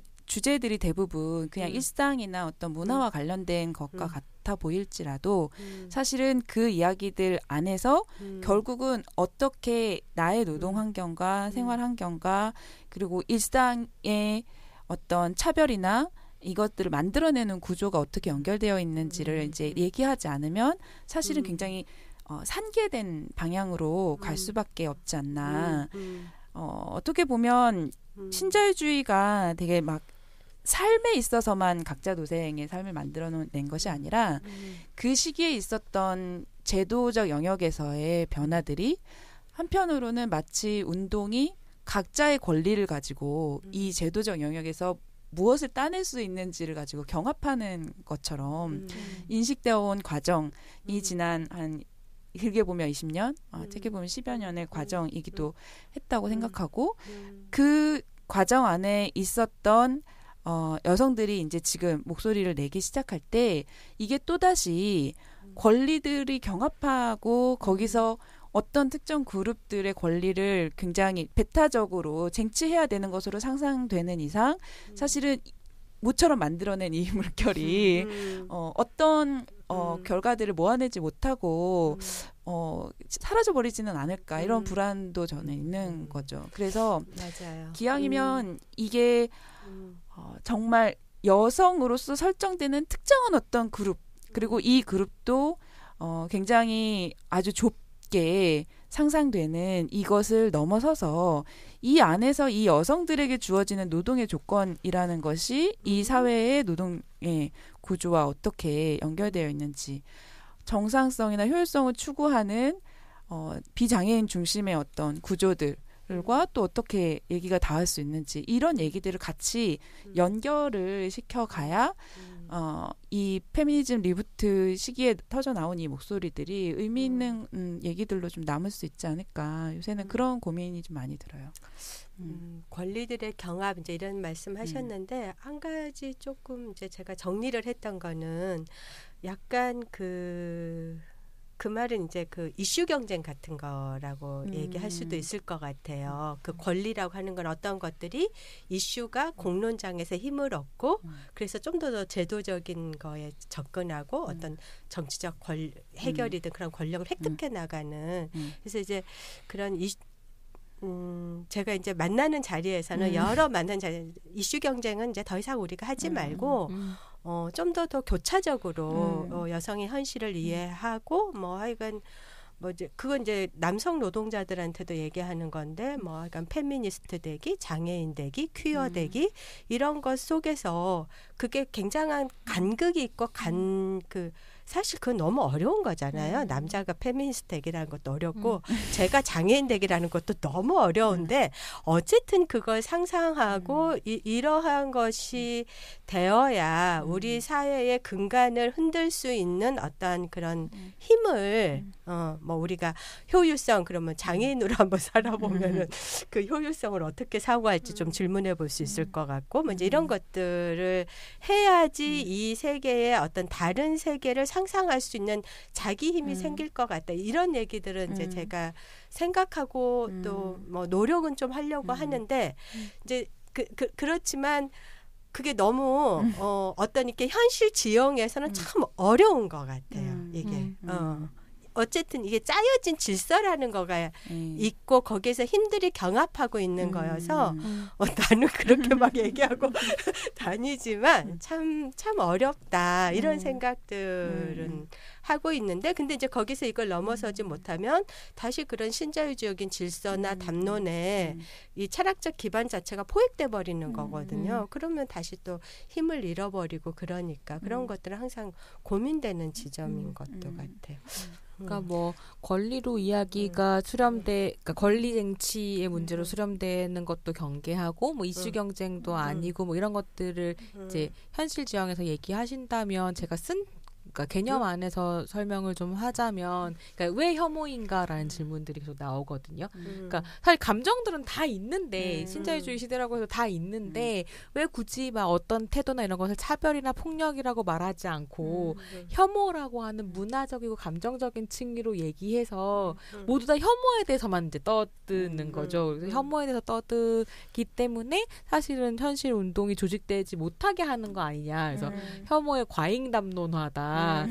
그러면서 이제 서로 또 혐오 연구한 연구자들끼리 서로 비판하고 막 너가 일조했다 막 이러면서 근데 그런 부분이 있기도 한데 그랬을 때 사실 고민은 이런 거예요. 혐오는 늘 있어 왔던 건데 막 1000년 전에도 있었고 2000년 전에도 있었는데 왜 굳이 2010년대 중반에 이토록 혐오가 주목받았을까라고 하면 사실은 그러니까 정말로 신자유주의 시대에 잘 필요하고 어울리는 감정이기 때문인가 이런 생각이 드는 거죠.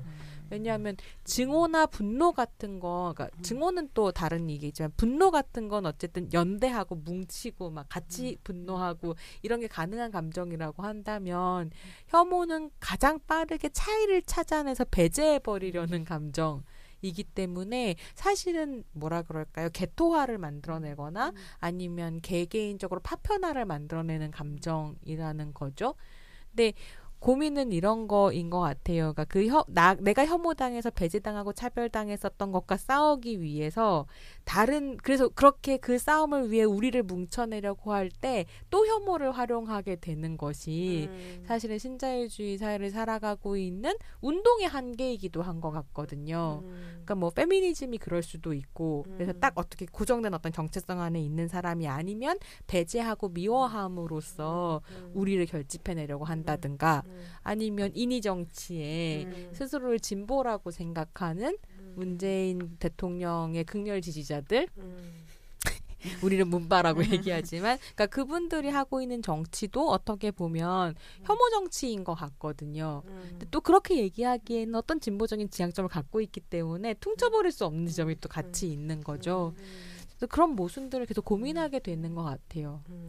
사실 여러 층위가 있겠지만 그러니까 개별적으로 혐오가 이루어지는 것과 이 혐오가 조직되고 그래서 그게 사회적인 어떤 힘으로 드러나는 어떤 현상으로 드러나는 건 또 차원이 되게 다른데 저는 이게 의미 없지 않다고 생각하는 게 분명히 기존에 있었던 어떤 차별의 경향과는 다른 양상인 거죠. 일베라던가 아니면 성소수자들을 혐오하기 위해서 이제 나타나는 극우 이제 보수 개신교 그룹들의 집회라던가 이런 거는 사실은 내부를 보면 주목받고 드러나야 되는 시기이기 때문에 그렇게 혐오를 조직해서 나오는 거예요.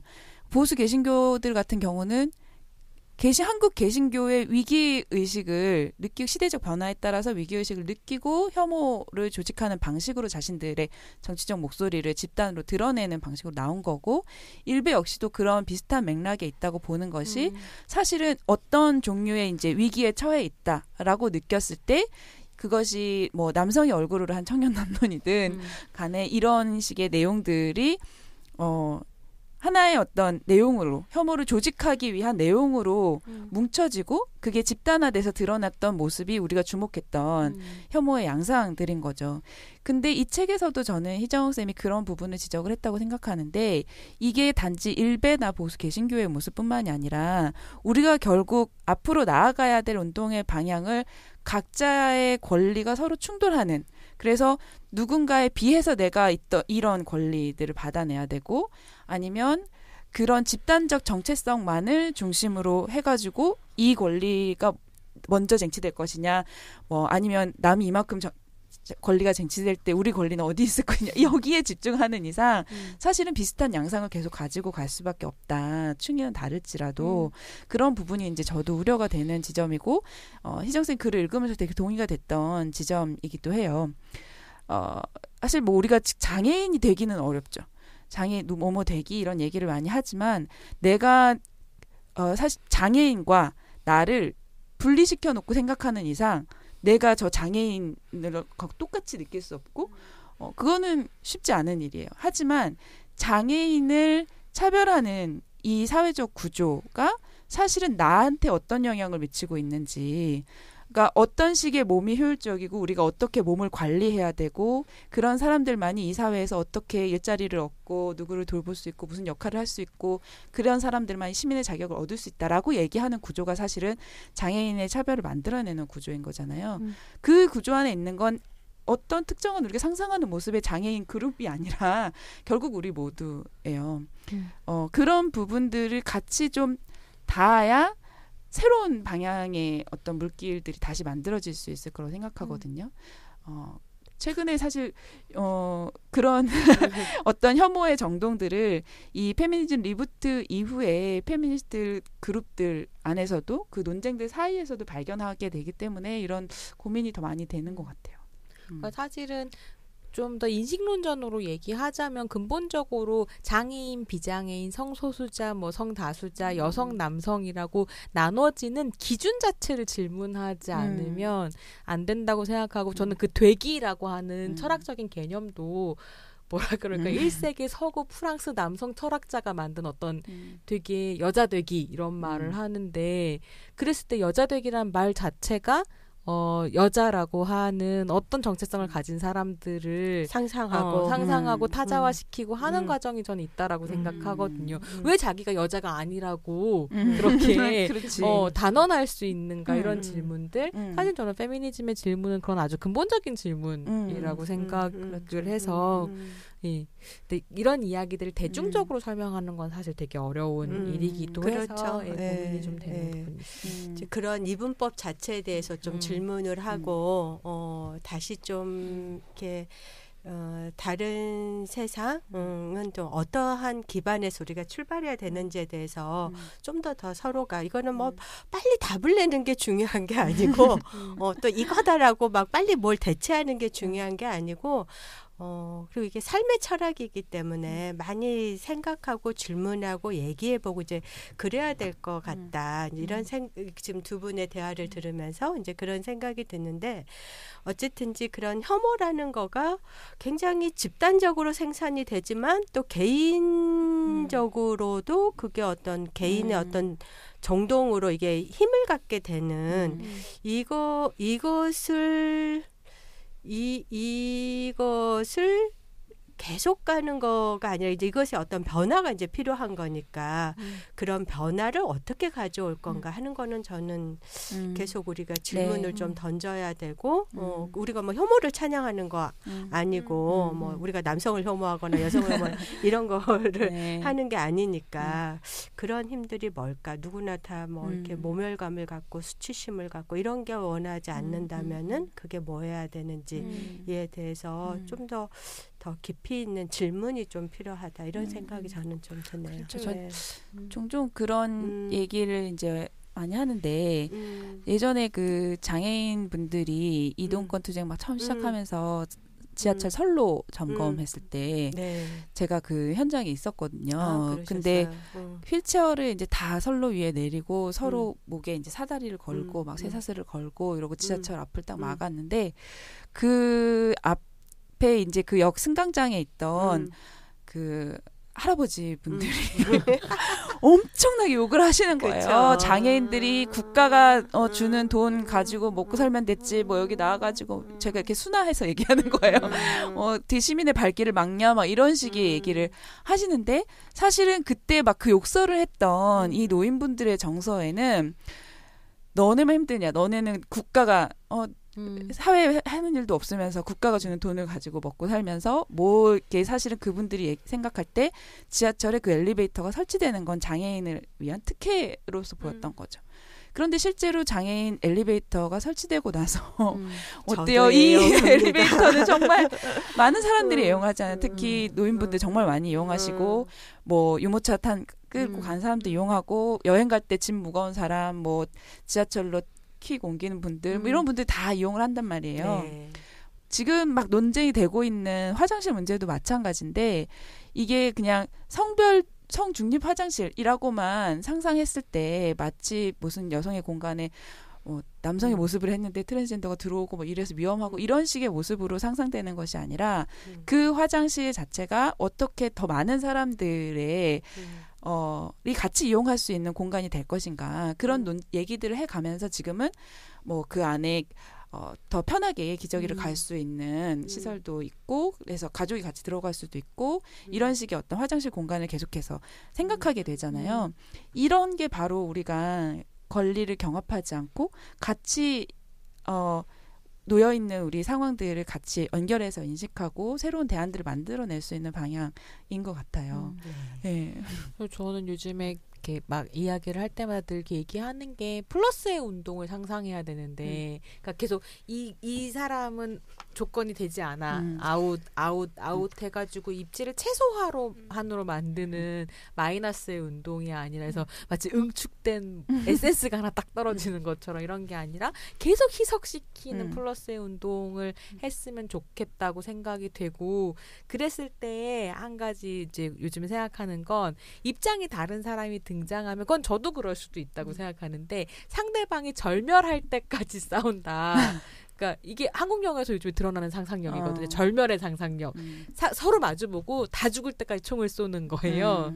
이게 파국 서사에 되게 자주 나오는 장면이 되어가고 있는데, 그러니까 그런 게 아니고 어떻게 하면 어쨌든 섞여 들어가서 서로를 오염시키면서 확장해 갈 건가, 이런 이야기들을 했으면 좋겠는 거죠.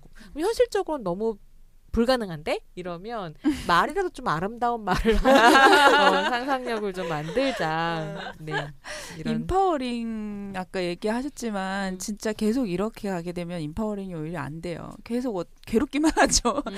내 주변의 모든 것들이 적으로 이제 인식되니까.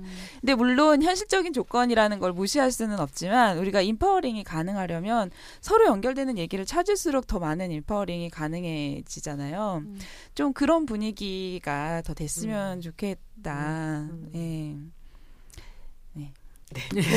네, 페미니즘 리부트 책을 가지고 저자와 네, 그리고 나영 선생님과 지금 이 페미니즘 리부트의 사회, 정치, 경제, 문화적 맥락도 짚어보고 또 우리가 꿈꾸는 다른 세상이 어떻게 가능할지 얘기를 나누다 보니까 인사를 나눌 시간이 이제 다 되었는데요. 예, 저희 지혜처장님, 예, 이게 지금 저희 마지막 네, 저희 팟캐스트죠. 네, 네. 마지막 팟캐스트 2018년 아마 업로드는 저희 거 다음에 노동편이 한 편 더 올라갈 텐데요. 일단 2017년 마지막 팟캐스트. 27년인가요? 네. 선생님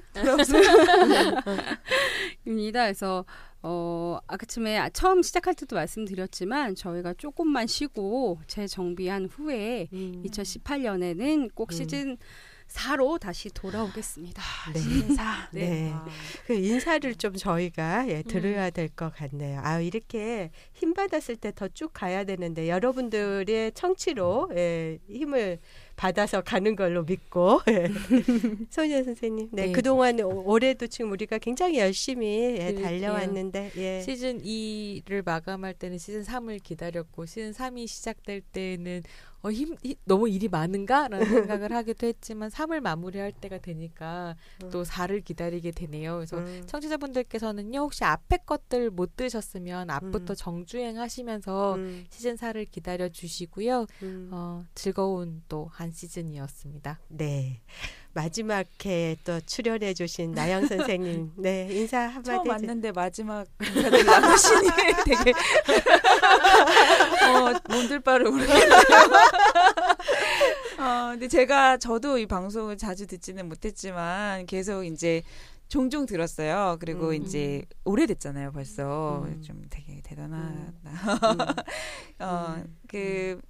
저는 오늘 같이 이야기를 너무 시간이 빨리 가가지고 아쉽고요. 네. 이어서 또 이야기할 수 있는 자리가 꼭 팟캐스트가 아니더라도 계속 좀 있었으면 좋겠고, 네, 오늘 얘기 함께 할 수 있는 자리 만들어주셔서 감사합니다. 네, 감사합니다. 그동안 수고해주신 손희정 선생님 정말 감사드리고요. 예, 오늘 또 신선한 자극을 주신 나영 선생님도 감사합니다. 네, 이것으로 시즌 3 을딱 대중문화와 젠더를 모두 마치도록 하겠습니다. 감사합니다.